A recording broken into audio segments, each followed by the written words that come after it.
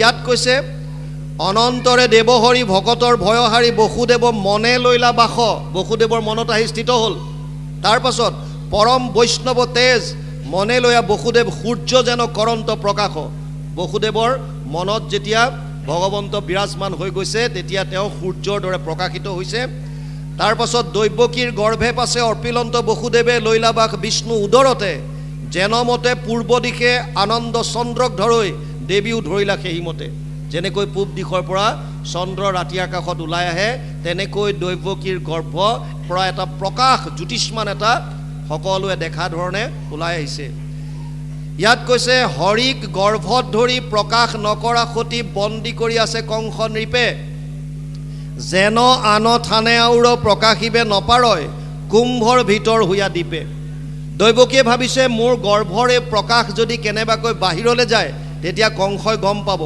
কংসই যদি গম পায় পুনৰ আহি গৰ্ভটো নষ্ট কৰিব এইকাৰণে যিমান পাৰিছে ঢাকিবলৈ চেষ্টা কৰিছে যাতে মই লুকুৱাই ৰাখিব পাৰোঁ যেনেকৈ এটা কুম্ভৰ ভিতৰত বা কলহৰ ভিতৰত দীপ এগছি ঢাকি থলে যেনেকৈ আৰ কৰি ৰাখিব বিচাৰিছে ঠিক তেনেকৈ দিনেক দেখিলা কংসে দৈৱকীৰ দিব্যৰূপ কৰৈ বন্দী গৃহক প্ৰকাশ বোলৈ মোৰ প্ৰাণবৈৰী জানিলো নিশ্চয় কৰি এই ৰুদৰত লৈলা বাস এদিন কংসই কাৰাগাৰলৈ যাওঁতে দৈৱকীৰ গৰ্ভৰ এই প্ৰকাশটো দেখা পাই গম পালে যে মোৰ প্ৰাণৰ বৈৰী মোৰ যিজন প্ৰধান শত্ৰু এইজনে আহি দৈৱকীৰ গৰ্ভত ইতিমধ্যে স্থান ল'লে ইয়ালৈকে গৈছে এতিয়া কৃষ্ণ দৈৱকীক মাৰি যদি ৰক্ষা যাওঁ সিহেতু বৰ অন্যায় কংসই ভাবি আছে এতিয়া কংসই কৈছে আমাক বধ কৰিবৰ কাৰণে নাৰায়ণ আহিল কাৰণ দৈৱকীৰ যিটো প্ৰকাশমান গৰ্ভ তেওঁ দৰ্শন পাইছে তাৰ পাছতে তেওঁ ভয় খাইছে যে মই যিটো আকাশবাণী শুনিছিলোঁ দৈৱকীৰ অষ্টম গৰ্ভে তোৰলৈ ল প্ৰাণ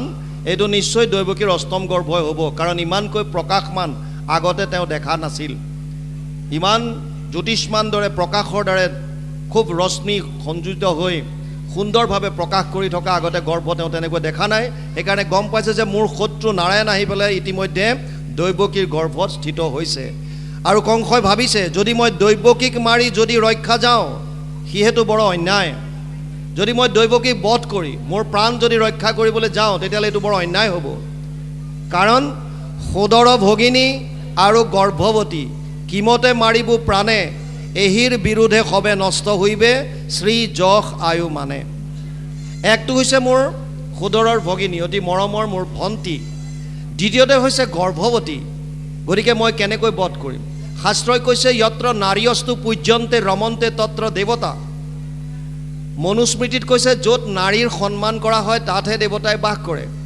আপুনি যদি দিনৰ ভাগত বিভিন্ন ধৰ্মৰ লগত জড়িত থাকি নাম গাইছে পূজা পাতল কৰিছে বিভিন্ন ধাৰ্মিক লেকচাৰ মাৰিছে আৰু যদি নাৰীৰ প্ৰতি দৃষ্টিকোণ যদি বেয়া হয় আপুনি সমাজৰ প্ৰতি নাৰীৰ প্ৰতি ঘৰত গৈ আইগৰাকীৰ প্ৰতি যদি আপোনাৰ ব্যৱহাৰ যদি বেয়া হয় তেতিয়াহ'লে শাস্ত্ৰই কৈছে সেই ঘৰখনত কোনো কাৰণত দেৱতা বাস কৰিব নোৱাৰে য'ত নাৰীৰ সন্মান কৰা হয় তাতহে আপুনি তাত দেৱতাই বাস কৰে বুলি মনুস্মৃতিত লিখি থৈ গৈছে গতিকে ইয়াত এতিয়া কংসই চিন্তা কৰিছে মই যদি গৰ্ভৱতী অৱস্থাত মোৰ ভগ্নী সদৃশ মোৰ দৈৱকীক যদি মই বধ কৰোঁ তেতিয়াহ'লে মোৰ শ্ৰী যশ আয়ুস চব নষ্ট হৈ যাব সেইকাৰণে হেন ক্ৰূৰ কৰ্ম কৰৈ যিটো প্ৰাণী জীয়ন্তে মৰা সিজনা জীয়ই মানে তাক লোকে সাপিবে ক ভুঞ্জিবে মৰি যাতনা যদি তেনেকৈ কোনোবাই অপকৰ্ম কৰে জীৱন্ত অৱস্থাত মানুহৰ পৰা তেওঁ ককৰ্থনা শুনিব লাগিব মানুহবিলাকে তেওঁক বেয়া বুলি ক'ব এইজনে এনেকুৱা কৰিলে সেইজনে তেনেকুৱা কৰিলে নিজৰ ভনীয়েকক বধ কৰিছে চা সদায় শুনিব মানুহে সাপ দিব আৰু মৰাৰ পাছত জমৰ যন্ত্ৰণা বুজিব লাগিব আমি যি কৰ্ম কৰোঁ তাৰ ফলটো আমি ভুগিবই লাগিব কোনো মানুহ কৰ্ম নকৰাকৈ এক মুহূৰ্ত থাকিব নোৱাৰে নাহি কচ্চিত জনমপি জাতু তিষ্ঠত্য কৰ্মকৃত কাৰ্যতেহি অৱশ্য কৰ্ম সৰ্ব প্ৰকৃতি জেৰ গুণেই তৃতীয় অধ্যায় 5 নম্বৰ শ্লোক গীতা অৰ্জুনক কৈছে হে অৰ্জুন কোনো মানুহ এক মুহূৰ্ত কাম নকৰাকৈ থাকিব নোৱাৰে প্ৰত্যেক মানুহে প্ৰতিটো মুহূৰ্তত কৰ্ম কৰিছে আৰু যদি কৰ্ম কৰি আছো তেতিয়াহ'লে প্ৰত্যেক কৰ্মৰ তিনি ধৰণৰ ফল আমি ভোগ কৰিবলগীয়া হয় অনিষ্টম ইষ্টম মিশ্ৰম সত্ৰিবিধা কৰ্মনা ফলম ভৱতি ত্যাগিনম প্ৰত্য নাতু সন্ন্যাচিনা ক্বচিত অষ্টাদশ অধ্যায় 12 নম্বৰ শ্লোক গীতা অৰ্জুনক কৈছে হে অৰ্জুন কিছুমান কৰ্মৰ ফল আছে বেয়া অনিষ্টম কিছুমান কৰ্মৰ ফল হৈছে ভাল ইষ্টম আৰু কিছুমানৰ ফল হৈছে মিশ্ৰিত। তিনি ধৰণৰ কৰ্মফল আমাৰ প্ৰতিটো মুহূৰ্তত জমা হৈ আছে। এই মনুষ্য শৰীৰ পোৱাৰ আগতো আমি যিমানবাৰ আহিছোঁ এইবিলাকো আমাৰ জমা হৈ আছে। য'ত কৰ্মফলবিলাক জমা হৈ আছে জীৱৰ, সেই একাউণ্টটোক সেইখিনিক কয় সঞ্চিত কৰ্ম। প্ৰত্যেক জীৱৰ একোখন একাউণ্ট মেইনটেইন হৈ আছে। তাত তিনি ধৰণৰ ফল জমা হৈ আছে, ভাল বেয়া মিশ্ৰিত। এটা শৰীৰ নষ্ট হোৱাৰ পাছত এটা জীৱৰ যেনেকৈ হওক প্ৰাণী এটা জন্ম ল'লে, যেনিবা ছাগলী গৰু ইত্যাদি ইত্যাদি মানুহ আমি যোনে নহওক কিয়, কাৰোবাৰ মৃত্যু হোৱাৰ পাছত জীৱটোতো অমৰ, আত্মাৰ মৰণ নাই। ই পুনৰ কি শৰীৰ পাব এইটো নিৰ্ভৰ কৰিছে সঞ্চিত কৰ্মৰ পৰা ভোগ কৰিবলৈ অনা অংশটোৰ ওপৰত, যাক আমি প্ৰাৰব্ধ বুলি কওঁ। যদি প্ৰাৰব্ধত ভাল আহিল, পুণ্য আহিল, তেতিয়াহ'লে সেই আত্মাটোৱে দেৱলোক যাব পাৰিব। কেতিয়ালৈকে স্বৰ্গত থাকিব? তে ত্বম ভুক্ত্বা স্বৰ্গলোক বিশালম ক্ষীণে পুণ্যে মৰ্তলোকম বিশন্তি। 9ম অধ্যায় 21 নম্বৰ শ্লোক গীতা। অৰ্জুনক কৈছে, হে অৰ্জুন, তেতিয়ালৈকে স্বৰ্গত থাকিব যেতিয়ালৈকে তাৰ পুণ্য থাকে। পুণ্য ক্ষয় ভৰিলে পুনৰ নৰকত মজৈ আকৌ 84 লাখ জনী ভ্ৰমণ কৰিব লাগিব। আৰু যদি প্ৰাৰব্ধত পাপ আহিল, বেয়া, তেতিয়াহ'লে ইতৰ প্ৰাণীবিলাক, জীৱ জন্তু কীট পতংগ পোক পৰুৱা ইত্যাদি কৰি গছ বন যত যিমান আছে চব পাপ ভুগি আছে। যেতিয়া এটা শৰীৰ শেষ হ'ব পুনৰ গুচি যাব। মিশ্ৰিত কৰ্ম যদি প্ৰাৰব্ধত আহে তেতিয়াহ'লে মনুষ্য শৰীৰ পায়। সেইকাৰণে মানুহৰ জীৱনত প্ৰত্যেকৰে সুখ আৰু দুখ দুইটা থাকে, কাৰণ আমি মিশ্ৰিত কৰ্ম ফল লৈ আহিছোঁ। কোনো এনেকুৱা মানুহ পৃথিৱীত নাই যোনে ক'ব যে মই কেৱল সুখত আছোঁ, আৰু কোনো এনেকুৱা মানুহ পৃথিৱীত নাই যোনে ক'ব যে মই কেৱল দুখ ভুগিছোঁ। অসম্ভৱ, কাৰণ আমি মিশ্ৰিত কৰ্মফল লৈ অহাৰ কাৰণে সুখ আৰু দুখ দুইটা ভোগ কৰিবলগীয়া হয়। যদি মিশ্ৰিত কৰ্মফলত পুণ্যৰ পৰিমাণ বেছি আছে তেতিয়াহ'লে জীৱনত সুখটো বেছি পাব। যদি পাপৰ পৰিমাণ বেছি আছে দুখটো বেছি ভোগ কৰিব লাগিব। প্ৰাৰব্ধৰ পৰা হাত সাৰিব কোনেও নোৱাৰে। আমাৰ এটাই মাত্ৰ কাম, বৰ্তমান আমি কি কৰিছোঁ, এইটো ক্ৰিয়ামান কৰ্ম বা ভৱিষ্যত কৰ্ম বুলি কয়। যদি বৰ্তমানৰ কৰ্মৰাজি ভাল হয় তেতিয়াহ'লে গুৰুৰ কৃপাত, যদি আপোনাৰ আশ্ৰয় শুদ্ধ শাস্ত্ৰমতে যদি আপুনি গৈছে, তেতিয়াহ'লে ভকতৰ লগত শ্ৰৱণ কীৰ্তন কৰোঁতে কৰোঁতে গুৰুৰ কৃপাত নিমিত্ত হৈ পেলাই, প্ৰাৰব্ধবিলাক নিমিত্ত হৈ আপোনাৰ পৰম গতি লাভ কৰাই দিব পাৰিব। এইটোৱে হৈছে আমাৰ জন্মচক্ৰৰ মূল বস্তু। কংসই সেইকাৰণে ভয় কৰিছে, হেন ক্ৰূৰ কৰ্ম কৰৈ যিটো প্ৰাণী জীয়ন্তে মৰা সিজনা, জীয়ই মানে তাক লোকে সাপিবে ক, ভোন জীৱে মৰি যাতনা। সেইকাৰণে মনত ভাবিলে, উপযোগ হৰি মাৰি বহু ধৰি থাকোঁ অপেক্ষা কৰি। সেইকাৰণে ভাবিলে গৰ্ভহে এতিয়া ধাৰণ কৰিছে, জন্ম হওক তেতিয়ালৈকে মই অপেক্ষা কৰিম। যেতিয়া দৈৱকীৰ গৰ্ভ জন্ম যেতিয়া হ'ব সন্তান, তেতিয়া মই তাক বধ কৰিম। হেন মনে গুণী ৰহিলা গৃহত ভয়ে নিদ্ৰা পৰিহৰি। ভয়তে নিদ্ৰা নাশ হৈ গ'ল, হৰণ হৈ গ'ল। ইয়াত কৈছে, বৈষন্তে শুৱন্তে ভুঞ্জন্তে ভ্ৰমন্তে হৰিক চিন্তই সদায়, সকলে জগত হৰিময় দেখৈ সুখ শান্তি তাৰ নাই। এটা কথা আৰু বুজি লওক, আপুনি ভগৱানক কেনেকৈ চিন্তা কৰিছে এইটো ডাঙৰ কথা নহয়। ভয়ত চিন্তা কৰিছেনে, দ্বেষত চিন্তা কৰিছেনে, কামভাৱে চিন্তা কৰিছেনে, স্নেহভাৱে চিন্তা কৰিছেনে, বাৎসল্যভাৱে কৰিছেনে, বন্ধুত্বৰভাৱে কৰিছেনে, যিকোনোভাৱে কৰক, কেৱল কৃষ্ণৰ কথা চিন্তা কৰিলেই হ'ল। ইয়াত কৈছে গোপ্যা কামাত ভয়াত কংসো। গোপীসকলে কামভাৱেৰে চিন্তা কৰি ভগৱানক পালে। কংসই ভয়াত কংসো, দ্বেষাত ছেদ্য আদি নিপয়, দ্বেষ কৰি পেলাই শিশুপাল ৰজাই পালে পাৰ। আৰু স্নেহাত বৃষ্ণি, স্নেহ কৰি পেলাই, সম্বন্ধাত বৃষ্ণি, সম্বন্ধত যদুবংশৰ লগত সম্পৰ্ক জুৰি পেলাই বৃষ্ণি বংশই পৰম গতি পালে। আৰু স্নেহাত য়ম, যুধিষ্ঠিৰক কৈছে তুমি বা পঞ্চ পাণ্ডৱে স্নেহৰ বন্ধনৰ মাজত থাকি পেলাই পৰম গতি পালে। নাৰদে কৈ আছিল, নাৰদে কৈছে আৰু আমিবিলাকে ভক্তিৰ দ্বাৰা ভগৱান কৃষ্ণক আমি ভজন কৰি পেলাই পৰম গতি লাভ কৰিব পাৰিছোঁ। সেইকাৰণে ভাৱ যিয়ে নহওক, কেৱল কৃষ্ণৰ লগত সম্বন্ধটো জোৰাৰ কথা কৈছে।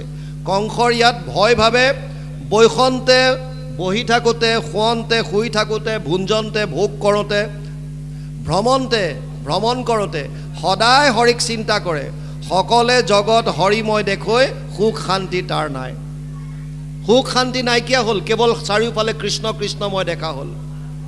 পাছে ব্ৰহ্মাহৰ ত্ৰিদশে সহিতে নাৰদ প্ৰমুখ্যে ঋষি তুতি কৰিবাক লাগিলা বিষ্ণুক সেহি বন্দীশাল পখি দৈৱকীয়ে যেতিয়া গৰ্ভ ধাৰণ কৰিলে গৰ্ভৱতী হৈ থকা অৱস্থাত ব্ৰহ্মাদি কৰি যত ঋষি দেৱ ঋষি আহি তেওঁলোকে কাৰাগাৰত সোমাই দৈৱকীৰ গৰ্ভক বন্দনা কৰিছে কি বন্দনা কৰিছে এতিয়া বাপজনে পাঠ কৰিলে আমি এইখিনি আলোচনা কৰিম কৃষ্ণ কৃষ্ণ ব্ৰহ্মাদি দেৱতাসকল আহি স্তুতি কৰিছে দৈৱকীৰ গৰ্ভত আপোনালোকে যদি ভাগৱতৰ ইয়াত প্ৰথমতে যিটো শ্লোক বাপ সমস্তই উচ্চাৰণ কৰিছিল প্ৰথম শ্লোক ভাগৰ শেষত কৈছে সত্যম পৰম ধীমহি যিটো মংগলাচৰণ কৰিছিল ব্যাসদেৱৰ প্ৰথম শ্লোক ভাগৱতৰ জন্মাদস্য য়ত ইয়াৰ শেষৰ লাইনটোত আছে সত্যম পৰম ধীমহি মই বা আমি সত্যক ধ্যান কৰোঁ বুলি আছিল সত্যক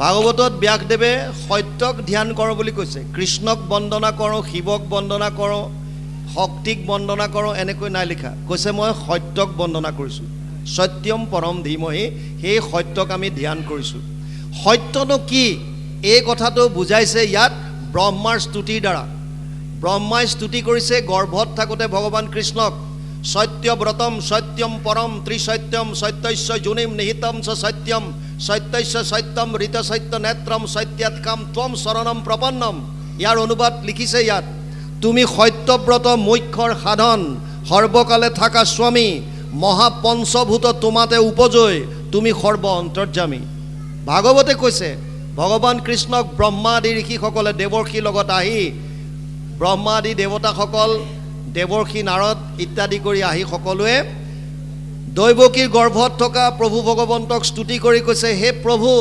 তুমিয়েই সেই সত্য তুমিয়েই সত্যব্ৰত তুমিয়েই মুক্তিৰ সাধন তুমি যি সৰ্বকালে আছা সনাতন কোনো ক্ষণত বা কোনো কালত যাৰ অনিষ্ট হোৱা নাই যাৰ বিনাশ নাই যি সদায় আছে শাশ্বত সনাতন বুলি যাক আমি কওঁ সেইজন ঈশ্বৰ তুমি মহাপঞ্চভূত তোমাতে উপজয় যি ক্ষিতি জল তেজ বায়ু আকাশ পৃথিৱী পানী বায়ু অগ্নি আৰু আকাশ এই পঞ্চভূত যাৰ পৰা সৃষ্টি হৈছে প্ৰভু ভগৱন্তৰ মায়াৰ তিনিটা গুণ আছিল তিনিটা গুণ আছে সত্যম ৰজস তম ইতি গুণ প্ৰকৃতি সম্ভৱা নিবধ্নন্তি মহাবাহু দেহে দেহি নাম ব্যয়ম চতুৰ্দশ অধ্যায় 5 নম্বৰ শ্লোক গীতা অৰ্জুনক কৈছে হে অৰ্জুন মোৰ মায়াৰ তিনিটা গুণ আছে সত্য ৰজ আৰু তম এই তিনিটা গুণ ক্ষোভিত হৈ মহতত্বৰ সৃষ্টি হৈছে তাৰ পৰা অহংকাৰ তাৰ পৰাই এই পঞ্চভূত পঞ্চতন্মাত্ৰা 5 জ্ঞানেন্দ্ৰিয় 5 কৰ্মেন্দ্ৰিয় ইত্যাদি কৰি সৃষ্টি হৈছে সেইকাৰণে ইয়াত ব্ৰহ্মাদি দেৱতাসকলে স্তুতি কৰি কৈছে মহাপঞ্চভূত তোমাতে উপজয় তুমি সৰ্ব অন্তৰ্যামী সকলোৰে হৃদয়ত থাকি সকলো কথা তুমি গম পোৱা সৃষ্টিৰ অন্তত তুমি মাত্ৰ থাকা সমতাক প্ৰৱৰ্তাই তোমাৰ চৰণে পখিলো শৰণে তুমি বিনে গতি নাই ব্ৰহ্মা আদি দেৱতাসকলে কোৱা কথা ইয়াত কৈছে সৃষ্টিৰ অন্তত তুমিয়ে থাকা ব্ৰহ্মাক যি 4টা শ্লোকত ভগৱান কৃষ্ণই পদ্মকল্পত ভাগৱত শুনাইছিল তাতো প্ৰথম শ্লোকটোত এইটোৱে কৈছে অহমেব সময় অগ্ৰে না নিয়ৎসদ অসৎ পৰম পশ্চাদহম যদেতচ্চ যো অৱশিষ্যতে সোস্ময়হম 2:9-33 দ্বিতীয় স্কন্ধ 9ম অধ্যায় 33 নম্বৰ শ্লোক ভাগৱত তাতো কৈছে জগতৰ পূৰ্বে মই মাত্ৰ থাকো জান কাৰ্য কাৰণৰ কিছু নাছিলে কহান ময়ে থাকো সৃষ্টিৰ মধ্যতো মই অন্তত মই প্ৰথম অৱস্থাত মই ইয়াতো সুন্দৰভাৱে ব্ৰহ্মাই কৈছে সৃষ্টিৰ অন্তত তুমি মাত্ৰ থাকা সমতাক প্ৰৱৰ্তাই তোমাৰ চৰণে পখিলো শৰণে তুমি বিনে গতি নাই আশ্ৰয়ৰ স্থান দেখুৱাইছে জীৱসমূহক ব্ৰহ্মা আদি দেৱতাসকলে যাৰ ওচৰত শৰণ লৈছে শিৱ ব্ৰহ্মা আদি কৰি সকলোৱে যাৰ ওচৰত আশ্ৰয় লৈছে সেইজনৰ ওচৰত আশ্ৰয় লোৱাৰ বাট আমাক দেখুৱাইছে আমি আপোনালোকক প্ৰথম অৱস্থাত কৈছিলোঁ ভাগৱতৰ মূল যিটো লক্ষ্য যিটো গোল সেইটোৱে হৈছে আশ্ৰয় সেইকাৰণে ইয়াত কৈছে তোমাৰ চৰণে পখিলো শৰণে তুমি বিনা গতি নাই তোমাৰ বাহিৰে আৰু গতি নাই প্ৰকৃতি আশ্ৰয় আছে আদি বৃক্ষ সুখ দুখ দুই ফল তিনি গুণে মূল অৰ্থ চাৰি ৰস সিফাই ইন্দ্ৰিয় বল ইয়াত এজোপা সংসাৰ বৃক্ষৰ লগত তুলনা কৰিছে বৰ সুন্দৰভাৱে কেনেকৈ কৰিছে চাওক আপোনালোকে প্ৰকৃতিত আশ্ৰয় কৰিছে আদি বৃক্ষ সুখ আৰু দুখ দুটা ফল ইয়াৰ তিনি গুণ হৈছে মূল শিপাডাল হৈছে তিনি গুণ কি কি সত্য ৰজ তম অৰ্থ চাৰি আৰু ৰস চাৰি অৰ্থ মানে চাৰি পুৰুষাৰ্থৰ কথা কৈছে ধৰ্ম অৰ্থ কাম মোক্ষ এই চাৰি পুৰুষাৰ্থ গছজোপাৰ ৰসৰ লগত তুলনা কৰিছে শিপায়ে ইন্দ্ৰিয় বল আৰু গছজোপাৰ শিপাবিলাকক আমাৰ ইন্দ্ৰিয়ৰ বল বুলি কৈছে ছয় উৰ্মি আত্মা সাত ধাতু ছাল ছয় উৰ্মি কি জন্ম মৃত্যু আৰু জৰা ব্যাধি ক্ষুধা তৃষ্ণা এই ছটা হৈছে উৰ্মি এই ছটা উৰ্মি আত্মাৰ লগত দিছে সাত ধাতুক ছালৰ লগত তুলনা কৰিছে ৰস ৰক্ত মাংস মজ্জা অস্থি আৰু শুক্ৰ এই সাতটা ধাতু ছালৰ লগত তুলনা কৰিছে শাখায়ে অষ্ট প্ৰকৃতি বুলি কৈছে অষ্ট প্ৰকৃতি কি ভূমি ৰাপো অনল বায়ু খং মনোবুদ্ধি ৰেবচ অহংকাৰ ইত্যমে ভিন্ন প্ৰকৃতিৰ অষ্টদা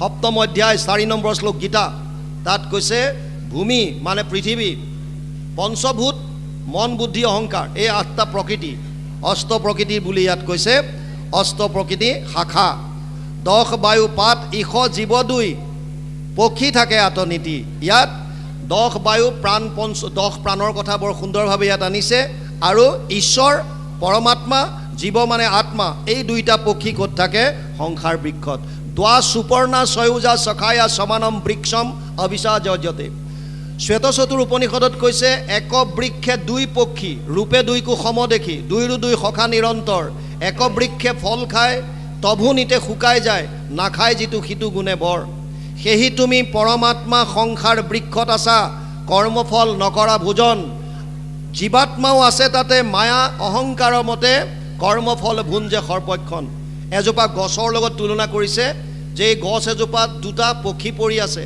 দেখা শুনা একেই এটা আত্মা এটা পৰমাত্মা আমাৰ শৰীৰটো এখন সংসাৰ বৃক্ষৰ লগত তুলনা কৰিছে এই শৰীৰত দুটা চৰাই আছে এটাক কৈছে আত্মা এটাক কৈছে পৰমাত্মা আত্মাই কৰ্মফল ভোগ কৰে সেইকাৰণে বিভিন্ন জুনিত যায় দুখ পায় কষ্ট পায় আৰু পৰমাত্মা যদিও সাক্ষী ৰূপে লগতে আছে ই কোনো কৰ্মফল ভোগ কৰিব নালাগে মাত্ৰ অন্তৰ্যামী ৰূপে থাকে সেইকাৰণে বৰ সুন্দৰভাৱে ইয়ালৈকে কৈছে ইয়াৰ পাছত কি আহে চাওঁ কৃষ্ণ কৃষ্ণ পদে কৈছে হেনয় সংসাৰ বৃক্ষ তোমাতেহে উপজয় মহাজ্ঞানীগণে আকৌ জানে মায়ায়ে মোহিত মন যিটো অপণ্ডিত গণ তোমাক বিবিধ কৰি মানে যিসকলৰ মন মায়ায়ে হৰণ কৰিলে যিবিলাক অপণ্ডিত তেওঁলোকেহে তোমাক বিবিধ কৰি মানিছে হেনয় সংসাৰ বৃক্ষ তোমাতেহে উপজয় মহাজ্ঞানীগণে আকৌ জানে যিমানবিলাক জীৱ আছে এই যিমান সংসাৰ বৃক্ষ বুলি শৰীৰবিলাকক কৈছে এয়া যে সৃষ্টিৰ মূল কাৰণ কৃষ্ণ এইটো ব্ৰহ্মাদি দেৱতাসকলে তেওঁৰ গৰ্ভস্তুতি কৰোঁতে সুন্দৰভাৱে কৈ গৈছে ইয়াত কৈছে এই সংসাৰ বৃক্ষ তোমাতে উপজিছে মই প্ৰথমে কৈছোঁ সৃষ্টি স্থিতি প্ৰলয়ৰ হেতু যিটো দেৱ ব্ৰহ্মাদি দেৱতাসকলক কৈছে যে এই সংসাৰ বৃক্ষ তোমাৰ পৰাই সৃষ্টি হৈছে আৰু এই কথাটো কোনে জানে মহাজ্ঞানীসকলে যাৰ শাস্ত্ৰৰ লগত সম্বন্ধ আছে যোনে শাস্ত্ৰ শুনিছে যোনে শাস্ত্ৰ বুজিবলৈ চেষ্টা কৰিছে যোনে কেৱল শাস্ত্ৰ খালি এটা অনুষ্ঠানিক হিচাপে ৰখা নাই যোনে জানিবৰ কাৰণে শুনিছে আমাৰ বহুতে এতিয়া শাস্ত্ৰ অনুষ্ঠান পাতে কেৱল আনুষ্ঠানিকতা ৰক্ষা কৰিবৰ কাৰণে যে অনুষ্ঠান এটা পাতিম অনুষ্ঠান হিচাপে পাতে কিন্তু শুনাত ইণ্টাৰেষ্টটো কম শ্ৰদ্ধাটো কম আৰু তেতিয়া কি হয় সেইকাৰণে আমি শাস্ত্ৰৰ কথাখিনি হৃদয়ংগম কৰিব নোৱাৰোঁ অৰ্জুনক কৈছিল শ্ৰদ্ধাৱান লব্ধতে জ্ঞানম তৎ পৰিসং যতেন্দ্ৰিয় জ্ঞানম লব্ধ পৰম শান্তি মচিৰেণ অধিগচ্ছতি 4th অধ্যায় 41 নম্বৰ শ্লোক তাত কৈছে 39 নম্বৰ শ্লোক তাত কৈছে যিজন শ্ৰদ্ধাৱান হ'ব সেইজনেহে জ্ঞান লাভ কৰিব পাৰিব এতিয়া আমি যদি শুনোতে আমাৰ যদি বিষয়টোৰ প্ৰতি শ্ৰদ্ধা নাই কি কৈছে আমি যদি বুজিবলৈ চেষ্টাই নকৰোঁ অনুষ্ঠান পাতিছে মাতিছে গৈছোঁ অলপ সময় বহিলোঁ অনুষ্ঠান সামৰিলে খালোঁ বলোঁ ঘৰা ঘৰি আহিলোঁ বছ শেষ তেতিয়াহ'লে ইয়াৰ পৰা বিশেষ লাভ নহ'ব যদি আমি সঁচাকৈ জানিব বিচাৰিছোঁ গীতা ভাগৱতেনো কি কৈছে শাস্ত্ৰৰ উত্তম দুখন গ্ৰন্থ যদি জানিবৰ কাৰণে আমি যদি শুনিবলৈ আহোঁ আৰু যদি আমি অধ্যয়ন কৰোঁ অকল 2 ঘণ্টা সময়ত বা 1.5 ঘণ্টা সময়ত ইয়াত আপোনালোকে যথেষ্টখিনি জানিব নোৱাৰে ভাগৱত এখন মহাসাগৰ বুলি কৈছে, শ্ৰীমদ ভাগৱত অৰ্ণৱম। ইয়াত 3 ঘণ্টা বা 2 ঘণ্টা পঢ়িলৈ কোনেও শেষ কৰিব নোৱাৰে। থুলমূল যদিও আভাস প্ৰথম অৱস্থাত মই 12টা স্কন্ধৰ আপোনালোকক দিছোঁ, কিন্তু সেইটোৱে যথেষ্ট নহয়। সেইকাৰণে ব্যাসদেৱে পদ্মপুৰাণৰ উত্তৰখণ্ডত লিখিছে, কথা ভাগৱতস্যাপি নিত্যম ভৱতি যত গৃহে তৎগৃহম তীৰ্থ ৰূপম হি বাসতম পাপনাশনম। পদ্মপুৰাণ উত্তৰখণ্ড ভাগৱত মহাত্ম্য 3য় অধ্যায় 29 নম্বৰ শ্লোক। তাত লিখিছে, ভাগৱতৰ কথা যিখন ঘৰত সদায় চৰ্চা হয়, অৰ্থাৎ যিখন ঘৰত সদায় পুৱা গধূলি ভাগৱতৰ অধ্যয়ন হয়, পাঠ হয়, সেই ঘৰখন তীৰ্থক্ষেত্ৰলৈ ৰূপান্তৰিত হয়। আপুনি আৰু বেলেগে তীৰ্থ ভ্ৰমণ কৰিবলৈ যোৱাৰ প্ৰয়োজন নাই, কিন্তু অধ্যয়ন কৰিব লাগিব ভাগৱত। এতিয়া আমি যদি অধ্যয়নে নকৰোঁ, তেতিয়াহ'লে ভাগৱতত কি আছে আমি কেনেকৈ গম পাম? আৰু যদি গমেই নাপাওঁ, তেতিয়াহ'লে জীৱনটো কেনেকৈ নিৰ্বাহ কৰিব লাগে আমি কেনেকৈ জানিম? আজি বিশেষভাৱে অসমীয়া সমাজত, যুৱ সমাজত বহু এটা চাম ড্ৰাগছ এডিক্ট হৈছে। আজি ৰিহেব চেণ্টাৰ বনাবলগীয়া হৈছে বহু জেগাত। নিচা মুক্ত কৰিবৰ কাৰণে মদ, ভাং, ড্ৰাগছ এইবিলাক খাই ল'ৰাবিলাকৰ অৱস্থা নাইকিয়া হৈছে। বহুতে অকালতে প্ৰাণ হেৰুৱাবলগীয়া হৈছে। মাক বাপেকে কান্দি কান্দি দিন পাৰ কৰাবলগীয়া হৈছে। কিয়? কাৰণ আমি শাস্ত্ৰৰ কাষ চপা নাই। প্ৰহ্লাদে কৈছিল, কৌমাৰ আচৰিত প্ৰাজ্ঞ ধৰ্মান ভাগৱতানিহ দুৰ্লভ মানুষ দেহ তত্ৰাপি দুৰ্বম অৰ্থদম। 7:6-1 সপ্তম স্কন্ধ 6ষ্ঠ অধ্যায় 1ম শ্লোক ভাগৱত। প্ৰহ্লাদে দৈত্য শিশুক কৈছিল, দুৰ্লভ মনুষ্য জন্ম যিটো পায়া বুদ্ধিমন্ত যেবে হয়, কুমাৰ কালতে হুয়া একমত ভকতিক আচৰয়। যিজন মানুহৰ দুৰ্লভ জন্ম লাভ কৰাৰ পাছত যদি বুদ্ধিমান হয়, তেতিয়াহ'লে কুমাৰ কালৰ পৰা ঈশ্বৰত ভক্তি কৰা আৰম্ভ কৰি দিব। আৰু যদি কোনোবাই ভাগৱত ধৰ্ম গ্ৰহণ কৰি এক শৰণত আহি কৃষ্ণৰ একান্তভাৱে শৰণ লৈ যদি গীতা ভাগৱত ৰেগুলাৰভাৱে অধ্যয়ন কৰে, তেওঁ কেতিয়াও বিপথে যাব নোৱাৰে। এইটো গেৰেণ্টি দিব পাৰি। কাৰণ তত্ত্বটো বুজি পাব, মোৰ আনন্দ ক'ত, কিহৰ কাৰণে ড্ৰাগছ খাইছে, আনন্দ বিচাৰি। ড্ৰাগছত আনন্দ আছেনে নাই এই কথাটো কোনে বুজাব? মদ ভাং খাইছে কিহৰ কাৰণে, আনন্দ বিচাৰি। মদ ভাঙত আনন্দ আছেনে নাই কোনে বুজাব? যেতিয়ালৈকে শাস্ত্ৰৰ কাষ নেচাপে, তেতিয়ালৈকে এই মায়াৰ দ্বাৰা যিবিলাক আমাৰ মন মগজু আগুৰি ৰাখিছে, ইয়াৰ পৰা আমি পৰিত্ৰাণ পাব নোৱাৰিম। সেইকাৰণে শাস্ত্ৰৰ ওচৰ চাপিবই লাগিব। ভগৱান কৃষ্ণৰ সখা হোৱাৰ পাছতো অৰ্জুনক কৈছে, ইমান উপদেশ দিয়াৰ মাজতে ক'লে, তস্মাৎ শাস্ত্ৰম প্ৰমাণম তে কাৰ্য ব্যৱস্থিত জ্ঞাতোৱা শাস্ত্ৰ বিধানোক্তম কৰ্ম কৰ্তুমিহৰ হসি। 8ষ্টাদশ অধ্যায় 24 নম্বৰ শ্লোক গীতা। অৰ্জুনক কৈছে, হে অৰ্জুন, তোৰ কাৰ্য অকাৰ্যৰ ক্ষেত্ৰত কেৱল শাস্ত্ৰ প্ৰমাণ হ'ব। শাস্ত্ৰ অধ্যয়ন কৰিব লাগিব, তাৰ বাহিৰে গতি নাই। আৰু আমি যদি কেৱল আনুষ্ঠানিকতা ৰক্ষা কৰি অকণমান সময় পঢ়ি আছে, মাজতে আঠখেলীয়া নামঘৰৰ ওচৰত এটা নামঘৰত অনুষ্ঠান হৈছিল, এটা বিষয়ৰ ওপৰত চৰ্চা চলিছিল। তাত আমাক বিষয়টো বান্ধি দিছিল যে বৰ্তমান সময়ত পৰম্পৰাগত অবিৰত ভাগৱত পাঠ আৰু আধ্যাত্মিক ফালৰ পৰা বৰ্তমান সময়ত ইয়াৰ প্ৰাসংগিকতা, ইয়াৰ ওপৰত আমাক বক্তব্য ৰাখিব দিছিল। মাজুলীৰ আউনীআটী সত্ৰৰ হয়তো সত্ৰাধিকাৰ বাপজনো আহিছিল তাত। আৰু আমি তাত আমাৰ যিখিনি মনৰ ভাৱ আমি এইখিনি ব্যক্ত কৰিছিলোঁ। অকল পাঠ যদি কৰি গৈ থাকে, যদি তাৰ একো বস্তু বুজিয়ে নাপায়, শুনাখিনিয়ে যদি একো গমেই নাপায়, তেতিয়াহ'লে তাৰ পৰা বিশেষ লাভ নহয়। পাঠটোত কি আছে আমি যদি গমেই নাপাওঁ, কি লাভ হ'ব? ইয়াত কি কৈছে এতিয়া এই কথাখিনি যদি আমাক কোনো নুবুজায়, তেতিয়াহ'লে তাৰ পৰা বিশেষ লাভ নহ'ব। আমি ক'লোঁ 7 দিন 7 ৰাতি আপোনালোকে ভাগৱত পাঠ কৰে, বৰ সুন্দৰ, কিন্তু ৰাতি 12টা বজাৰ পিছত শ্ৰোতা কিমান থাকে? পাঠক কিজনে ক'লে এজনো নাথাকে। আমি কমিটিৰ মানুহ 2-এটা দেখা পাওঁ, বাকী আমি পাঠ কৰি থাকিব লাগে। তেওঁলোকে নামঘৰতে এটা জেগাত আঁৰ বেৰ কৰি তুলি লগাই লৈ তাতে চেঞ্জ কৰি কৰি পঢ়ি থাকে। তেনেকৈ যদি 7 দিন 7 ৰাতি ভাগৱত কেৱল নিয়মানুৱৰ্তিতা আনুষ্ঠানিকতা ৰক্ষা কৰি যদি কৰে, তেতিয়াহ'লে বিশেষ লাভ নহ'ব। আমি শাস্ত্ৰ অধ্যয়ন কৰিব লাগে জানিবৰ কাৰণে। জানিবৰ কাৰণে কৰিলে মন দিব লাগিব, শুনিব লাগিব, শুনিলে কি কৈছে। আৰু শুনাৰ পাছত যদি আকৌ আমি জনাৰ পিছত যদি নামানো, তেতিয়াও তাৰ পৰা বিশেষ লাভ নহ'ব। সেইকাৰণে শাস্ত্ৰৰ কথা জানি লৈ মানিবলৈ চাব লাগে, নহ'লে কি লাভ হ'ব? যদি আমি নামানোৱে তেতিয়া জানি থৈ দিলোঁ, লাভ কি? ইয়াত কৈছে কৃষ্ণত একান্ত শৰণ হোৱাৰ কথা। যদি আমি জনাৰ পাছত ভাগৱতৰ কথাটো আমি যদি একান্তভাৱে শৰণ হ'ব নোৱাৰোঁ, তেতিয়াহ'লে তাৰ পৰা কি লাভ হ'ব ভাগৱতৰ? সেইকাৰণে বস্তুখিনি আমি বুজিবলৈ চাব লাগে। ইয়াত এতিয়া ব্ৰহ্মাই কৈছে, মায়ায়ে মোহিত মন যিটো অপণ্ডিত গণ তোমাক বিবিধ কৰি মানে, সেইজনেহে তোমাক ভাগ ভাগ কৰে। কাৰণ তুমিতো এজন সমস্ততে ব্যাপ্তমান হৈ আছা। অহম সৰ্বেষু ভূতেষু ভূতাত্মানম অৱস্থিত সদা তম অৱজ্ঞায় মাম মৰ্ত কুৰুতে অৰ্চ বিৰম্বনম। কপিল প্ৰভুৱে মাতৃ দেৱহূতিক কৈছিল 3:29-13 তৃতীয় স্কন্ধ 29 নম্বৰ অধ্যায়ত কৈছিলে, হে মা, মই সমস্ত ভূতত ব্যাপ্তমান হৈ আছোঁ। মোক বাদ দি পেলাই যদি প্ৰতিমাত মোক কোনোবাই অৰ্চন কৰিছে, পূজা পাতল কৰিছে, তেতিয়াহ'লে এইটো কেৱল মাত্ৰ বিৰম্বন। সমস্ত ভূতত ব্যাপী আছো সৰ্বক্ষণে মোহক অৱজ্ঞা আতি কৰি যিটো জনে বেদমন্ত্ৰে প্ৰতিমাত কৰয় অৰ্চন নাহি তাৰ ফল কিছু সবে বিৰম্ব। আমি কোৱা কথা নহয়, তৃতীয় স্কন্ধ তাত কপিল প্ৰভুৱে মাতৃ দেৱহূতিক কোৱা কথা। আৰু ইয়াক এতিয়া ভাগ ভাগ কৰি কোনে মানে বুলি কৈছে? যিবিলাকে শাস্ত্ৰ অধ্যয়ন কৰা নাই, যিবিলাকে ভগৱানৰ মায়াৰ দ্বাৰা মোহিত হৈ আছে তেওঁলোকে। তাৰপাছত কৈছে, সন্তৰ ৰক্ষাৰ হেতু বহুবিধ ধৰাৰূপ দুৰ্জনক বিনাশিবা বলে তোমাৰ চৰণ নাৱে গোখোজ সমান কৰে সংসাৰক ভকতসকলে। কি কৈছে? সন্তৰ ৰক্ষাৰ হেতু বহুবিধ ধৰাৰূপ।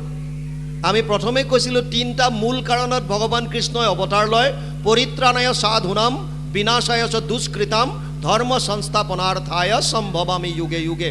4ৰ্থ অধ্যায় 9 নম্বৰ শ্লোক গীতা। প্ৰথম কৈছে সাধুসকলক ৰক্ষা কৰিবৰ কাৰণে, সন্তৰ ৰক্ষাৰ হেতু বহুবিধ ধৰাৰূপ। কেতিয়াবা মৎস্য, কেতিয়াবা কুৰ্ম, কেতিয়াবা নৰসিংহ, কেতিয়াবা বৰাহ, কোনো ঠিক নাই। চতুৰ্বিংশতি অৱতাৰ যদিও দিছে, 24টা অৱতাৰৰ কথা আৰু 10টা মুখ্য অৱতাৰ যদিও দেখাইছে, অগণন অৱতাৰ আছে, অনন্ত, কোনো লেখ যোগ কৰিব নোৱাৰি। গতিকে এই মুখ্য মুখ্য কেইটামান অৱতাৰৰ কথা মাত্ৰ ইয়াত দিছে। ইয়াত কৈছে দুৰ্জনক বিনাশৰ কাৰণে তুমি বিভিন্ন ৰূপ ধাৰণ কৰা। তোমাৰ চৰণ নাৱে গোখোজ সমান কৰে সংসাৰক ভকতসকলে। তোমাৰ চৰণ পংকজত যোনে ধাৰণ কৰি ল'লে, এই নাৱত উঠি লোৱাৰ পাছত সংসাৰৰ যিমানবিলাক সংঘাত আছে, গোখোজ মানে গৰুৰ খোজটোৰ নিচিনাকৈ আলাসতে পাৰ হৈ গুচি যায়। গোখোজত থকা পানীকণ কিমান? সংসাৰ সাগৰখন অতি ভয়াৱহ, কিন্তু সেই সংসাৰ সাগৰো গোখোজত থকা পানীকণৰ দৰে অপ্ৰয়াসে পাৰ হৈ গুচি যাব পাৰে, যদি আমাৰ আশ্ৰয়টো যদি শুদ্ধ হয়। তাৰ পাছত কৈছে, আপুনি ভকতে তৰি ইঠাৱতে গৈল এৰি তজুপাদ পদ্মে নৌকা দুই মুক্ত ভৈলো বুলি যিটো তোমাৰ চৰণেৰৈ দুনাই সিটো পৰে ভ্ৰষ্ট হৈ। আপুনি ভকতে তৰি ইঠাৱতে গৈল এৰি তজু পদ্ম নৌকা দুই, তোমাৰ পদ্মযুগল ধাৰণ কৰি কোনোবাই মুক্তি পাই যদি সেয়া ত্যাগ কৰে, যে মই মুক্তি পাই গ'লোঁ, মই সংসাৰ পাৰ হৈ গ'লোঁ, এতিয়া মোৰ কাম নাই, যদি তেনেকৈ কোনোবাই ভাবে, তেতিয়াহ'লে সেইটো তেওঁলোকৰ ভুল। মুক্ত ভৈলো বুলি যিটো তোমাৰ চৰণ এৰৈ, যদি তোমাৰ চৰণ ত্যাগ কৰিলে, দুনাই সিটো পৰৈ ভ্ৰষ্ট হৈ, সিও আকৌ ইয়াত পুনৰবাৰ আহিবলৈ বাধ্য হ'ব।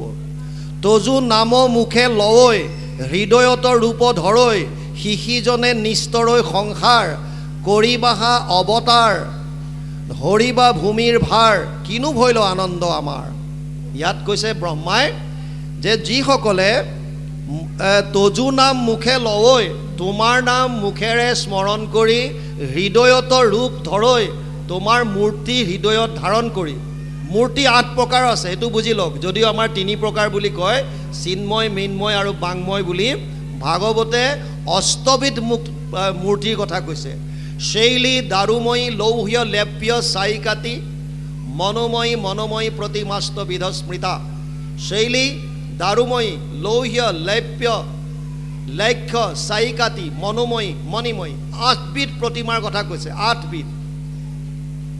এই 8বিধ প্ৰতিমাৰ ভিতৰত মনোময়ী, যিটো মনত যিটো মূৰ্তি ধাৰণ কৰিব পাৰি, আপুনি কৃষ্ণক যেনেকুৱা মূৰ্তি নানক কিয়, পুতনাই মাৰিবলৈ অহা কৃষ্ণৰ সেই সৰু ৰূপটো আপুনি ধাৰণ কৰিব পাৰে। আপুনি কুৰুক্ষেত্ৰৰ যুদ্ধত অৰ্জুনৰ ৰথৰ সাৰথি হোৱাৰ ৰূপটো মনলৈ আনিব পাৰে। আপুনি বিপ্ৰক সুদামাক যেতিয়া সহায় কৰিছে সেইটো ৰূপ ধাৰণ কৰিব পাৰে। শান্তিদূত হৈ পেলাই যেতিয়া গৈছে হস্তিনাপুৰলৈ, সেইটো যিকোনো ৰূপ ভগৱান কৃষ্ণৰ ইয়াত লীলাবিলাক সেইকাৰণে দিছে। যিকোনো এটা ৰূপ যদি আপুনি হৃদয়ত ধাৰণ কৰে আৰু মুখেৰে যদি তেওঁৰ নাম লয়, তেতিয়াহ'লে কি কৈছে ইয়াত, তজু নাম মুখে লয় হৃদয়ত ৰূপ ধৰৈ শিশিজনে নিস্তৰৈ সংসাৰ, সেইজনেহে এই সংসাৰ সাগৰৰ পৰা পৰিত্ৰাণ পাব পাৰিব।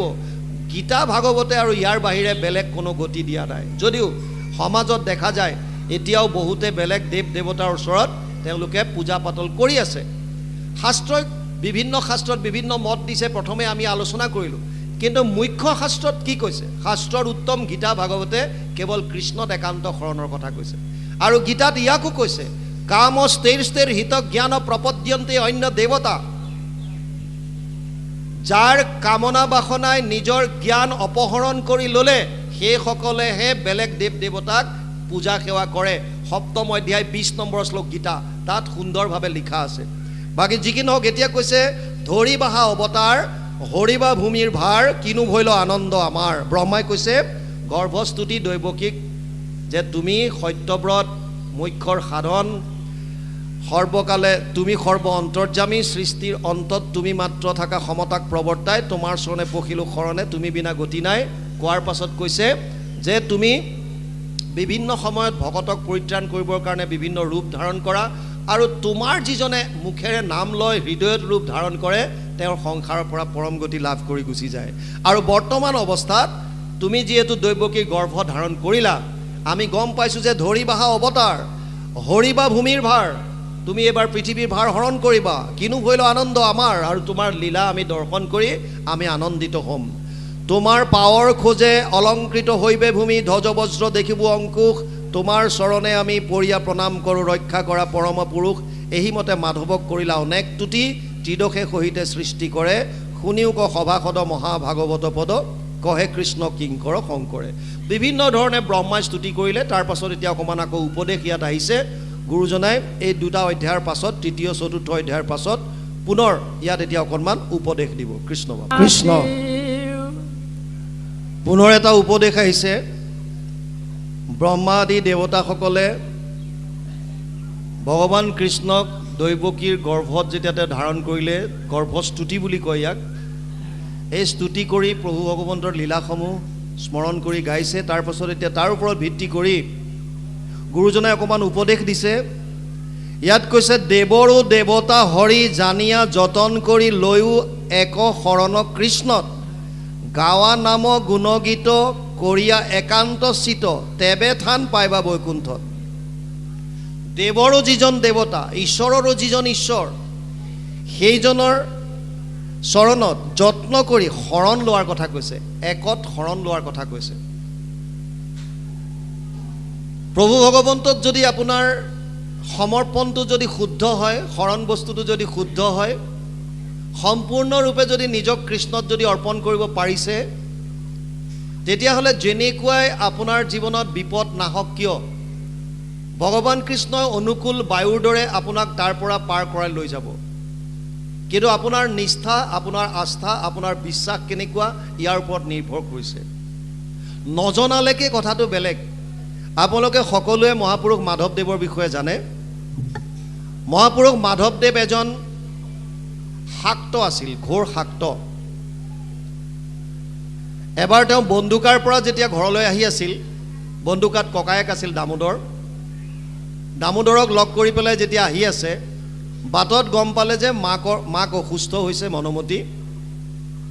আৰু লগে লগে তেওঁ শাক্ত ধৰ্মী এজন লোক হিচাপে দেৱীৰ ওচৰত প্ৰাৰ্থনা কৰিলে, হে দেৱী মা, মোৰ মাক সুস্থ কৰি তোলা, মই তোমাক এযোৰ পাঠা ছাগলী অৰ্পণ কৰিম। আৰু মনতে সংকল্প লৈ তেওঁ ঘৰলৈ আহিল। তেওঁ মাকক থৈ গৈছিল ভনী জোঁৱায়েক ৰামদাসৰ ওচৰত। আৰু ঘৰলৈ আহি যেতিয়া গম পালে যে মাক সুস্থ হৈছে, তেতিয়া ভনী জোঁৱায়েকক ক'লে যে মই এটা চুক্তি কৰিছিলোঁ দেৱী মাৰ লগত, শাৰদীয় পূজাত এযোৰ পাঠা ছাগলী বলি দিয়াৰ কথা, গতিকে তুমি মোক বলি দিবৰ কাৰণে পাঠা ছাগলী এযোৰ আনি দিয়া। ৰামদাসে ইতিমধ্যে মহাপুৰুষ শ্ৰীমন্ত শংকৰদেৱৰ দ্বাৰা প্ৰৱৰ্তিত এক শৰণ হৰিনাম ধৰ্মত আশ্ৰিত হৈছে। গতিকে তেওঁ ছাগলী আনি দিয়া নাই, ইফালে পূজা ওচৰ চাপিল সেইকাৰণে তেওঁ বেয়া পায় মহাপুৰুষ মাধৱদেৱে এদিন ভনী জোৱাইকক ক'লে হেকুৰা কুচিয়াৰ পো বুদ্ধিত পাগল কিয় আনি নিদিয় পূজাৰ ছাগল সেইদিনাখন ৰামদাসৰো খং উঠিল আৰু ক'লে আমাৰ আগত দেখাও হ বড় চোট শংকৰক লগ পাইলে হৈবি লোট খোট মোৰ ওচৰততো ফুটানি দেখাইছ কিন্তু যেতিয়া গুৰুজনাক লগ পাবি তেতিয়াহ'লে তয়ো লোট খোট হৈ যাবি মাধৱ পুৰুষে ক'লে যে মইতো বিভিন্ন শাস্ত্ৰ অধ্যয়ন কৰিছোঁ মই পাইছোঁ যে তাত বলি বিধানৰ কথা আছে যাগ যজ্ঞ পূজা পাতলৰ কথা আছে আৰু তুমি কৈছা যে বলি দিয়াটো বেয়া কথা গতিকে মোক লৈ বলা মই তৰ্ক কৰিম ৰামদাসে ক'লে আজি বেলি বহিবৰ হ'ল আজি গৈ কি কৰিবা কাইলৈ ওলোৱা আৰু দ্বিতীয় দিনাখন মাধৱ পুৰুষক লৈ আহিল গুৰুজনাৰ ওচৰত মাধৱদেৱে ভাবি আহিছে ময়ো এজন শাস্ত্ৰজ্ঞ মই বিভিন্ন শাস্ত্ৰ অধ্যয়ন কৰিছোঁ গতিকে মই কোনো কাৰণত শংকৰদেৱক প্ৰথমে সেৱা নকৰোঁ আগতে তৰ্ক কৰিম যদি তৰ্কত হাৰ মানো তেতিয়া বেলেগ কথা আৰু নহ'লে মই কেতিয়াও সেৱা নকৰোঁ কিন্তু যেতিয়া সেই গুৰুজনাক ভাগৱতৰ ব্যাখ্যাত বহি থকা দেখা পালে তেতিয়া যিটো তেওঁৰ ৰূপৰ বৰ্ণনা পাছত গুৰু ভতিমাত লিখিছে দৰশিত সুন্দৰ গৌৰ কলেবৰ জৈচন সুৰপৰ কাষ সকলো সভাসদ ৰঞ্জন জাকেৰি দৰ্শনে পাপ বিনাশ গুৰুজনাক দেখাৰ লগে লগে মহাপুৰুষ মাধৱদেৱ দীঘল দি পৰিল আৰু ওচৰলৈ অহাত ৰামদাসক সুধিলে গুৰুজনাই ৰামদাস এওঁ কোন চিনাকি দিলে আৰু গম পালে মাক মনুমতি তেওঁৰ পৰিয়ালৰ শংকৰদেৱে মাধৱক ক'লে আৰে মনুবাই ল'ৰা ইমান ডাঙৰ হ'ল আহা বহা কিয় আহিলা ৰামদাসে ক'লে যে আপোনাৰ সতি তৰ্ক কৰিবলৈ আহিছে শাস্ত্ৰৰ কিয় এওঁ কৈছে পাঠা ছাগলী বলি দিব লাগে আৰু মই কৈছোঁ যে কোনো প্ৰয়োজন নাই ক'ত শুনিলোঁ বুলি কওঁতে মই আপোনাৰ কথা ক'লোঁ গতিকে আপোনাৰ সতি তৰ্ক কৰিবলৈ আহিছে বহুৱাই ল'লে গুৰুজনাই আৰু বিভিন্ন শাস্ত্ৰ সন্মত মনত কোনো দ্বেষ নাই মাধৱ পুৰুষে যিখিনি অধ্যয়ন কৰিছে সেইখিনি খোলা কিতাপৰ দৰে ৰাখি গৈছে আৰু গুৰুজনাই শাস্ত্ৰৰ উত্তম গীতা ভাগৱতৰ পৰা এটা এটা শ্লোকেৰে সকলো নাকচ কৰি গৈছে যেতিয়া বেলি বহিবৰ সময় হ'ল বেলি যেতিয়া লহিয়াইছে তেতিয়া ভাগৱতৰ পৰা এটা শ্লোক উচ্চাৰণ কৰিলে যথা তৰুৰ মূলে নিচেচানেন তৃপ্যন্তি তদ স্কন্ধ ভুজ উপশাখা প্ৰাণোপহাৰচ্চ যথেন্দ্ৰিয়ানাম তথা সৰ্ব অৰ্চনম অচ্যুতেজ্য 4:31-14 চতুৰ্থ স্কন্ধ 31 নম্বৰ অধ্যায় 14 নম্বৰ শ্লোক ভাগৱত অনুবাদ বৃক্ষৰ মূলত যদি দেও আনি জল ত্ৰিপিতি হোৱন্ত তাৰ পত্ৰ পুষ্প ফল ডালে পাতে সিঞ্চে যদি মূলত নেদয় কদাচিতো ডালে পাতে সন্তুষ্ট নহয় ভোকাতুৰ নৰে যদি অন্নক ভুঞ্জয় ইন্দ্ৰিয়ৰ প্ৰীতি তাৰ সাধে আতিশয় ভোজন বিহীনে পিন্ধে বস্ত্ৰ অলংকাৰ ইন্দ্ৰিয়ৰ একো প্ৰীতি নসাধ হয় তাৰ যেতিয়া বুজাই দিলে লগে লগে মহাপুৰুষ মাধৱদেৱ দীঘল দি সেৱা ল'লে গুৰুজনাই সুধিলে মাধৱ তুমি আগতে মোৰ ওচৰত সেৱা লৈছিলা আকৌ আহিলা যে আৰু তেতিয়া ক'লে যে হে গুৰুদেৱ আগতে মই আপোনাক শিৰোমণি ভূঞা হিচাপে সেৱা লৈছিলোঁ আৰু এতিয়া মই আধ্যাত্মিক গুৰু হিচাপে আপোনাৰ ওচৰত শৰণ ল'লোঁ গতিকে নজনালৈকে একো নাই যেতিয়া আমি শাস্ত্ৰৰ কথাখিনি গম পাওঁ তাৰ পাছত শাস্ত্ৰৰ মতে চলিবৰ কাৰণে আমি চেষ্টা কৰাটো উচিত হয় ইয়াত এতিয়া কৈছে দেৱৰো দেৱতা হৰি জানিয়া যতন কৰি লৈও এক শৰণ কৃষ্ণত গাৱা নাম গুণ গীত কৰিয়া একান্ত চিত্ত তেবে থান পাইবা বৈকুণ্ঠত এক চিত্ত মানে এক মনে আমাৰ মনলৈ 24 ঘণ্টাত 1200 পৰা 60,000 চিন্তা আহে এতিয়াও ইয়াত ভাগৱতৰ অনুষ্ঠানত বহি থাকোঁতো মন ক'ত ঘূৰি আছে কোনো কাৰো ঠিক নাই হয়তো কেজন মানে একান্ত মনে শুনিছে কাৰোবাৰ মন ক'ত ঘূৰি আছে কিমান দেৰি হ'ব ইফালে হৈছেনে নাই কি আহিছে কি নাই মনত বিভিন্ন চিন্তা আহি থাকে যদি এই চিন্তাবিলাক দূৰ কৰি কেৱল একান্ত চিত্তে যদি কৃষ্ণৰ কথা আমি শ্ৰৱণ কৰিব পাৰোঁ তেতিয়াহ'লে অপ্ৰয়াসে আপুনি বৈকুণ্ঠ পাব মানে য'ত কোনো কুণ্ঠা নাই আনন্দ মনে দিন পাৰ কৰাব পাৰিব শুনিও কো অভিপ্ৰায় আতপৰে পুণ্য নাই হয় শুদ্ধ মহা অন্তৰ্জাতি পৰম বান্ধৱ নাম যিটো লয় অবিশ্ৰাম তাৰ 7 কাৰ্য সাধয়াতি ইয়াত কৈছে এই যে নাম ল'বলৈ কৈছে তাৰ অভিপ্ৰায় সোধাৰ কথা কি কৈছে আতপৰে পুণ্য নাই ইয়াতকে পুণ্য আন একো নাই কিয় হয় শুদ্ধ মহা অন্তৰ্জাতি যদি আমাৰ জন্মগতভাৱে প্ৰাৰব্ধৰ ফলত কোনোবা নিজ জাতিটো জন্ম হ'ল তথাপিও মাম হি ব্যাপাশ্ৰিত ই তেল দিয়ে নেকি হরে কৃষ্ণ মাম হি পার্থ বিপাশ্রিত যে অপিষু পাপ ইউনয় স্ত্রীয় বৈশ্যস তথা শূদ্রস্তে অপি ইয়ান্তি পরম গতিম নবম অধ্যায় 32 নম্বৰ শ্লোক গীতা অৰ্জুনক কৈছে হে অৰ্জুন মোক যদি কোনোবাই আশ্ৰয় কৰিলে মোক যদি কোনোবাই শৰণ ল'লে ই যেনেকুৱাই লাগিলে পাপ জনিত জন্ম লোৱা নহওক কিয় বিষয়ত আসক্ত হৈ থকা স্ত্ৰী শূদ্ৰ বৈশ্য যিয়ে নহওক কিয় সমস্তখিনিয়ে পৰম গতি লাভ কৰিব পাৰিব ইয়াতো সেইকাৰণে কৈছে হয় শুদ্ধ মহা অন্তৰ্জাতি পৰম বান্ধৱ নাম যিটো লয় অবিশ্ৰাম তাৰ সাত কাৰ্য সাধয়াতি কেনেকৈ সাতটা কাৰ্য কি কি হয় এইখিনি এতিয়া হ'ব দহয় পাতক গণ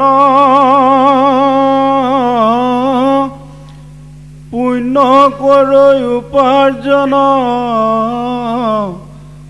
বীৰকতি মিলৈ বিষয়ত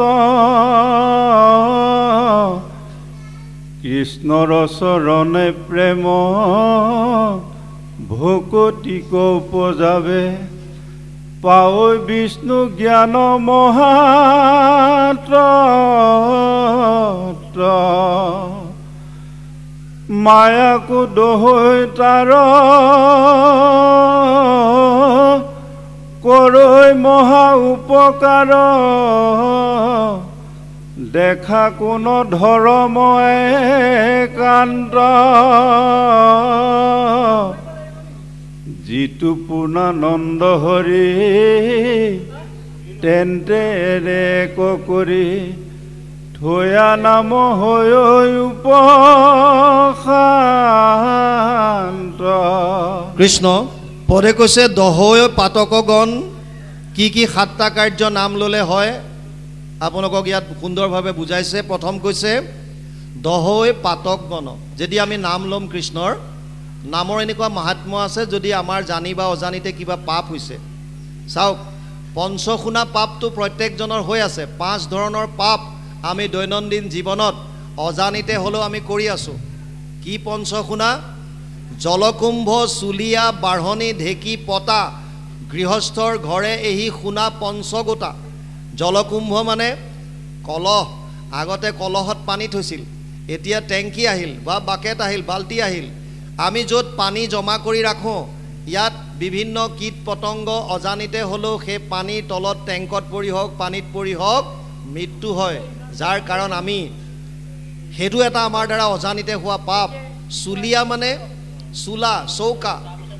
বৰ্তমান গেছ আহিল বাৰ্ণাৰ য'ত তথাপিও জুই জ্বলিলে যেতিয়া আমি ৰন্ধন কাৰ্য কৰোঁ তাতো কীট পতংগ গৈ পেলাই তাত মৃত্যু হয় অজানিতে হ'লেও আমাৰ দ্বাৰা পাপ হৈছে চৌকা জলকুম্ভ চুলিয়া বাঢ়নি যেতিয়া ঠাই সৰা হয় ঝাৰু মাৰে তেতিয়াও তাত তলত পৰি থকা কীট পতংগ পোক পৰুৱা অজানিতে বহুতবিলাক মৃত্যু ঘটিছে বাঢ়নি ঢেঁকী যদিও ঢেঁকীৰ প্ৰচলন কমিলে তথাপিও বিহুৱে সংক্ৰান্তিয়ে পিঠাগুড়ি খুন্দা কিবা কৰা কিবা নহয় আল্টিমেটলি আমাৰ চাপত পৰি খোজকাঢ়ি যাওঁতেও ভৰি তলত পৰি গাড়ী চলাই যাওঁতে তাৰ তলত পৰি বিভিন্ন জীৱ জন্তুৰ মৃত্যু হৈ থাকিব পাৰে এইবিলাকো আমাৰ একোটা অজানিতে হোৱা পাপ আৰু এটা হৈছে জলকুম্ভ চুলিয়া বাঢ়নি ঢেঁকী পতা আগতে পতাৰ প্ৰচলন বেছি আছিল বৰ্তমান পেকেট মছলা আহি যোৱাৰ পাছত এইটো কমি আহিছে তথাপিও পতাত যদি কিবা পিছে তাতো অজানিতে পোক পৰুৱাৰ মৃত্যু হ'ব পাৰে এনেধৰণৰ পঞ্চশুনা পাপ আমাৰ দ্বাৰা হৈ আছে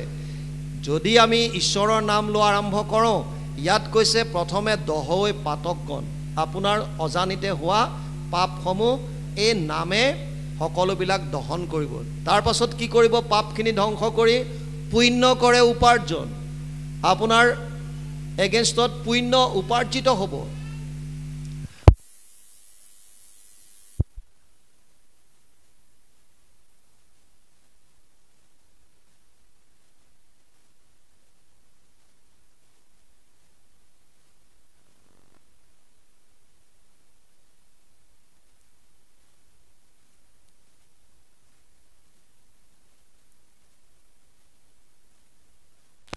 জাগ্ৰত হ'ব কৃষ্ণৰ চৰণত প্ৰেম ভক্তি জাগ্ৰত হ'ব পাৱৈ বিষ্ণু জ্ঞান মহাতত্ত্ব আৰু তাৰ পাছত তেতিয়া তেওঁ হৃদয়ত জ্ঞান লাভ কৰিব বিষ্ণু জ্ঞান লাভ কৰিব পাৰিব মহাতত্ত্ব উদ্ভাৱন কৰিব পাৰিব মায়াকো দহৈ তাৰ কৰৈ মহা উপকাৰ দেখা কেন ধৰ্ম একান্ত যিটো পূৰ্ণানন্দ হৰি তেন্তে এৰে এক কৰি থৈয়া নাম হৈবে উপাসন্ত।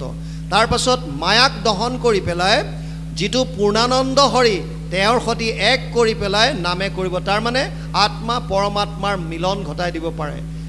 সেইকাৰণে নাম বস্তু কলিযুগত মূল বস্তু বুলি আমাক শাস্ত্ৰই দিছে।